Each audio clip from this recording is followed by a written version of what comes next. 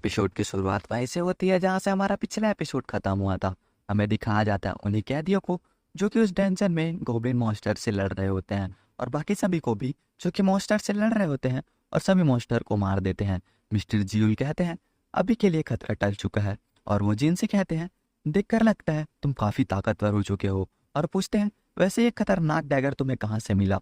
जो ही कहती है मुझे तो यकीन नहीं हो रहा तुम्हें एक खरोच नहीं आए। जिन जिन उससे कहता है ये तो अच्छी बात है ना। मिस्टर जीवन जिन को देखते हुए सोचते हैं अब ये काफी ज्यादा बदल चुका है, इससे तो मॉन्स्टर को ऐसे मार रहा है जैसे ये कोई बड़ी बात ना हो। और फिर वो ऑफिसर्स कहते हैं चलो हमें आगे बढ़ना चाहिए, और फिर वो लोग आगे बढ़ने लगते हैं और एक ऐसे जगह पर पहुंच जाते हैं जहां पर 3 टनल्स होते हैं। और फिर वो ऑफिसर सलाह देता है कि ये डंजन इतना भी मुश्किल नहीं है, तो क्यों ना हम इस डंजन को टीम्स में मिलकर बांट लें।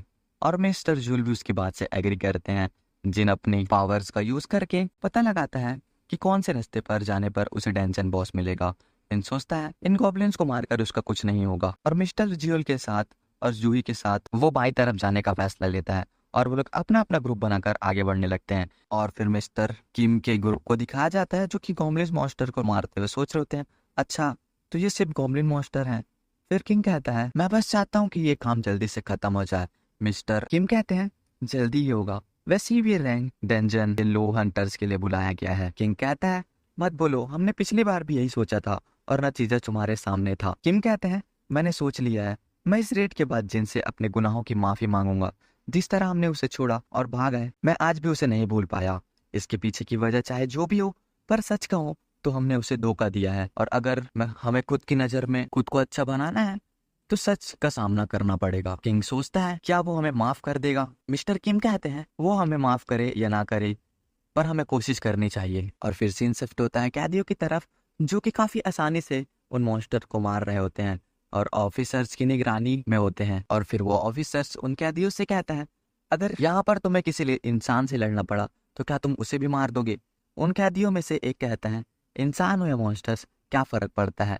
और फिर सीन शिफ्ट होता है और पास्ट में जाता है। उस ऑफिसर से मिलने एक आदमी आया होता है और कहता है जिन 3 लोगों ने मिलकर मेरी बेटी का रेप किया और उसके बाद मेरी बेटी ने खुदकुशी कर ली, और जिन कमीनों ने ये काम किया वो कुछ साल बाद इस तरह आज़ादी से घूम रहे हैं। और इतना ही नहीं, वो सभी हंटर्स हैं, इसलिए उन्हें जेल में होते हुए भी रेड्स पर जाने का मौका दिया जा रहा है क्योंकि उनकी सजा कम हो सके। और कहता है क्या यही इंसाफ है, क्योंकि मैं अपनी बेटी को खो चुका हूँ तो ये तो गलत है ना। और वो आदमी उस ऑफिसर्स को 300 करोड़ देते हुए कहता है ये सभी डेंजन्स में ही मारने जाने चाहिए। फिर सीन प्रेजेंट में आता है। वो कैदी उनसे कहता है यहाँ से जाने के बाद मैं इंस्पेक्टर से कहूंगा कि तुम पर सैकड़ों मॉन्स्टर्स ने हमला किया और तुम सभी मारे गए। और फिर सीन शिफ्ट होता है। हमें मिस्टर किम और कॉन्ग को दिखाया जाता है। वो गुफा में आगे बढ़ते हुए वहीं पहुंच जाते हैं जहाँ पर वो ऑफिसर्स उन कैदी को मार रहा होता है। और सामने का नजारा देखकर तो मिस्टर किम के हालत खराब हो जाता है। वो देखते हैं कि वहां पर उस ऑफिसर ने 2 कैदियों को मार दिया है और एक को गर्दन से पकड़ रखा होता है। वो अपनी जान की भीख मांग रहा होता है, पर वो ऑफिसर्स कहता है तुम्हें मारने में क्या जल्दी है, क्योंकि मुझे कहा गया है कि तुम्हें मारने से पहले तुम्हें काफी ज्यादा तड़पाऊं। और फिर तभी मिस्टर किंग कहते हैं आखिर तुम क्या कर रहे हो। फिर वो ऑफिसर उन्हें देखकर सोचता है अच्छा तो ये दोनों रास्ते एक ही जगह पर खुलते हैं, मतलब बाएं तरफ वाला रास्ता डेंजर बॉस की तरफ जाता है। और फिर जिस कैदी को उसने पकड़ा होता है वो उसकी गर्दन को काट देता है। और फिर किंग और किम की तरफ बढ़ते हुए सोचता है लगता है प्लान में थोड़ा बदलाव करना पड़ेगा। और फिर तभी सीन शिफ्ट हो जाता है। हमें जिन और बाकी लोगों को दिखाया जाता है। वो लोग आगे बढ़ रहे होते हैं और जिन चूस रहा होता है वो ऑफिसर अपने इंस्पेक्टर बॉस के साथ मुझसे मिलने आया था हॉस्पिटल में। उम्मीद करता हूँ उसे ये बात याद ना हो। और तभी उसे एक चीखने की आवाज आती है। जिन तभी उस आवाज की तरफ भागता है और मिस्टर जिल और जूही भी उसके पीछे आती है। और हम लोग देखते हैं सभी कैदियों की डेड बॉडी को। मिस्टर जिल कहते हैं ये सब कैसे हुआ। और फिर हमें मिस्टर किम के भी लाश को दिखाया जाता है। और फिर जिन देखता है कि मिस्टर किम की सांसें चल रही है। जिन जूही से उन्हें हील करने को कहता है और जूही उसे हील करती है। और फिर किम को होश आता है। जिन पूछता है ये सब कैसे हुआ। और यहाँ मिस्टर जिल सोच रहे होते हैं कि किसी मॉन्स्टर का काम नहीं हो सकता, ये पक्का किसी दरिंदे का काम है। मिस्टर किम जूही को रोकने हुए कहते हैं रहने दो, कोशिश करना बेकार है। जिन उसे समझाते हुए कहता है तुम्हें भरोसा रखना होगा अपने परिवार के लिए। जिन कहता है तुम्हें जिंदा रहना होगा, नहीं तो मैं इसका दोषी किसे मानूंगा। किम कहता है मुझे माफ कर दो, मैं सच में बहुत शर्मिंदा हूँ। तुमसे सामना इस तरह होगा मैंने सोचा नहीं था। मैं तुमसे मिलकर अपने गुनाहों की माफ़ी मांगना चाहता था। हो सके तो मुझे माफ़ कर देना। और फिर वो वहीं मर जाता है और तभी वो ऑफिसर उन पर हमला कर देता है। पर जिन उसके हाथ को पकड़ लेता है और दूर फेंक देता है। वो ऑफिसर कहता है, वाह काफ़ी तेज हो, और बताता है, मैं तो सबसे पहले हीलर को मारना चाहता था, पर कोई बात नहीं, पहले तुम ही सही। मिस्टर ज्यूल कहते हैं, अच्छा तो ये सब तुमने किया है?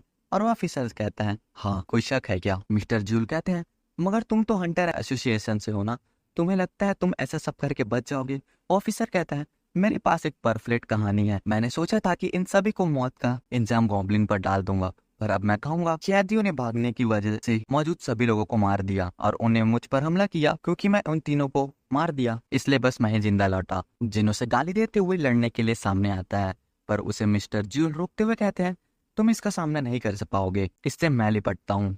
और फिर वो किम की तलवार उठाकर तैयार हो जाते हैं और जूही से खुद को बफ करने को कहते हैं और फिर जूही उन्हें ताकत देने लगती है।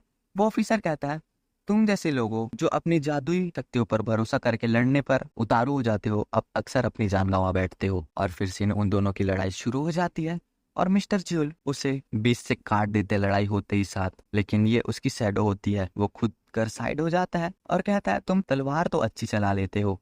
जिन सोचता है थोड़ी देर के लिए सही, पर ये लड़ाई बराबर की हो रही है और कहता है, मिस्टर ज्यूल अगर आप थोड़ा और तेज होते तो शायद आप कुछ कर पाते। और फिर हम देखते हैं लड़ते हुए वो ऑफिसर और ज्यूल को जख्मी कर देता है, पर जूही तुरंत उन्हें हील कर देती है। ऑफिसर सोचता है, अरे यार ये हीलर, और वो जूही पर हमला कर देता है। पर तभी ज्यूल पीछे से उसके पीठ पर हमला करने वाला होता है, पर वो ऑफिसर उस हमले को रोक लेता है। ज्यूल कहता है, लड़ाई के बीच में अपने दुश्मन को पीठ दिखाना कभी सही नहीं होता। फिर वो ऑफिसर काफी तेजी से मिस्टर ज्यूल को जख्मी करने लगता है और उन्हें घुटनों पर ला देता है। जूही उन्हें हील करने की कोशिश करती है, पर कोई असर नहीं होता और हम देखते हैं वो ऑफिसर मिस्टर ज्यूल को मारने के लिए आगे बढ़ रहा होता है और वो जैसे ही मिस्टर ज्यूल के सामने आता है वो उस पर हमला कर देते हैं, पर किसी तरह वो ऑफिसर उसके अटैक से काफी आसानी से बच जाता है और वापस से मिस्टर ज्यूल को मारने के लिए अपना हथियार उठा लेता है, पर जिन बीच में आकर उसे पीछे ढकेल देता है। और ये देखकर ज्यूल और जूही दोनों ही चौंक जाते हैं। वो ऑफिसर गुस्से में कहता है, तुम फिर आ गए, आखिर तुम हो कौन? फिर जिन अपना नाम बताता है और कहता है, मेरा रैंक ई है। और ई रैंक सुनकर वो ऑफिसर चौंक जाता है और कहता है, मैं जानता हूँ ई रैंक हंटर होते हुए भी इस तरह के वार को रोका जा सकता है, लेकिन ऐसा बार बार करने के लिए काफी फुर्ती की जरूरत होती है और ये तभी मुमकिन है जब हंटर एक जाबाज हो। और कहता है, वैसे ये बात से कोई फर्क नहीं पड़ता, पर क्या तुम अपनी काबिलियत छुपा रहे हो? और वो ऑफिसर पूछता है, कहीं तुम फर्जी रैंकर्स तो नहीं? अगर नहीं तो फिर एक वजह हो सकती है दोबारा अवेकन होना। और ये सुनकर मिस्टर ज्यूल और जूही दोनों ही चौंक जाते हैं। मिस्टर ज्यूल कहते हैं, हो ना हो ये उस प्राचीन तहखाने के बाद ही हुआ होगा। वो ऑफिसर प्राचीन तहखाने के बारे में सुनता है और सोचता है, क्या ये वही ई रैंक हंटर है? पर उस वक्त तो मीटर ने भी इसकी शक्तियों का अंदाजा सिर्फ 10 लगाया था, शायद उसके बाद अवेकन हुआ होगा। पर ये उस तहखाने से जिंदा आया कैसे? और अपना हथियार निकाल कर तैयार हो जाता है लड़ने के लिए। जिन उस ऑफिसर से पूछता है, तुमने उन्हें क्यों मारा, बताओ? ऑफिसर कहता है, उन 3 लोगों ने एक लड़की का रेप किया था और इसलिए मुझे उन्हें मारना पड़ा। जिन कहता है, मैं मिस्टर किम और कांग की बात कर रहा हूँ। उनको तुमने क्यों मारा? उन्हें चुप करवाने के लिए? अगर ऐसा था तो उन्होंने तुम्हारा क्या बिगाड़ा था जो तुमने उन्हें तड़पाया?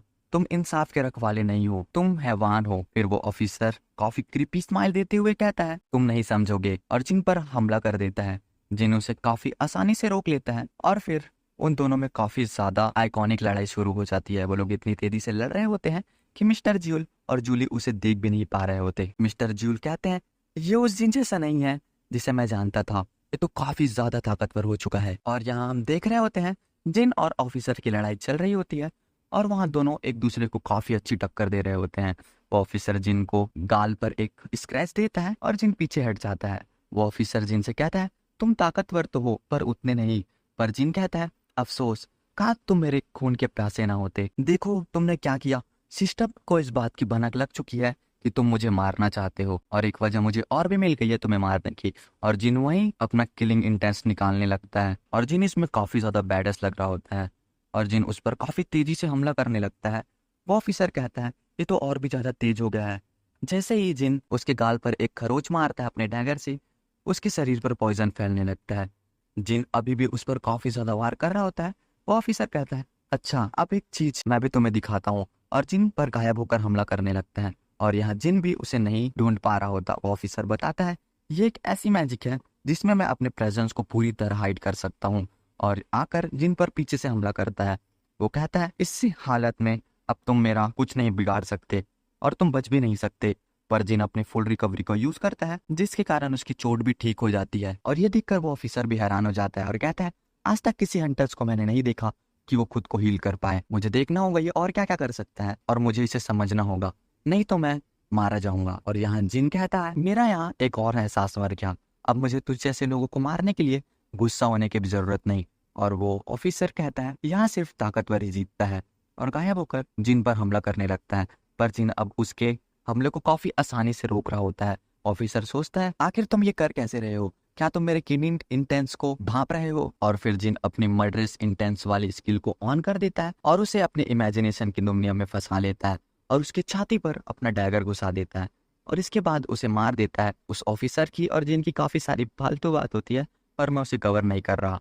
उसके बाद जूही और मिस्टर जियूल जिन को शुक्रिया करते हैं और कहते हैं अगर तुम नहीं होते तो आज हम मारे जाते। जिन कहता है तुम दोनों बाहर चले जाओ, मैं बाकी सब संभाल लूंगा, और बॉस मास्टर को मारने चला जाता है। फिर सीन शिफ्ट होता है, हमें मैनेजर चिंगजुल को दिखाया जाता है। वो अपने असिस्टेंट को देखते हुए कहते हैं और वो बाकी सब कहाँ हैं। मुझे एक खास बात पता चली है, और यहाँ जिंगजुल को पता चल गया होता है कि वो ऑफिसर मर्डरर था। वो अपने मन में सोच रहा होता है यकीन नहीं होता इतने समय के बाद किम छिप कर ये सब खून कर रहा था। वो किसी फिर वो जिन को देखकर सोचता है ये तो वही ई रैंक वाला हंटर है ना, पर ये तो काफी अलग लग रहा है। जिनचुल जिन के पास जाता है और जिन कहता है आप तो वही ऑफिसर है ना।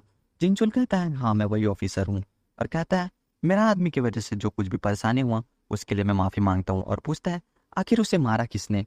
जिन सोचता है लगता है अब मैं पकड़ा जाऊंगा, पर मिस्टर जियूल कहते हैं मैंने उसे मारा है अपने साथी के साथ मिलकर। मिस्टर जिनचुल कहते हैं किंग बी रैंक का हंटर था, और बी रैंक पे भी उसकी काबिलियत काफी ज्यादा थी।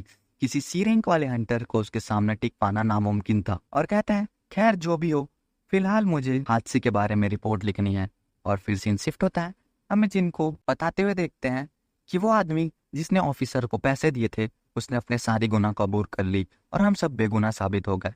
और फिर हमें जूही जिन को एक साथ दिखाया जाता है। उनकी काफी सारी बात होती है, पर ये फालतू है तो मैं इसे फिर से कवर नहीं कर रहा हूँ। जूही बताती है कि मैं हंटर का काम छोड़ रही हूँ, और वो कहती है मैं अपने शहर जाकर अपना बिजनेस संभालूंगी, और अगर तुम मेरे शहर हो तो मुझे जरूर बताना, मैं तुम्हें अपना शहर घुमाऊंगी। जिन कहता है जरूर, मैं अगर आऊंगा तो तुम्हें जरूर कांटेक्ट करूंगा। और फिर ये एपिसोड यहीं पर खत्म हो जाता है। तो अगर वीडियो पसंद आई तो वीडियो को लाइक और चैनल को सब्सक्राइब जरूर कर लेना। मिलते हैं नेक्स्ट वीडियो में, तब तक के लिए बाय बाय, टेक केयर।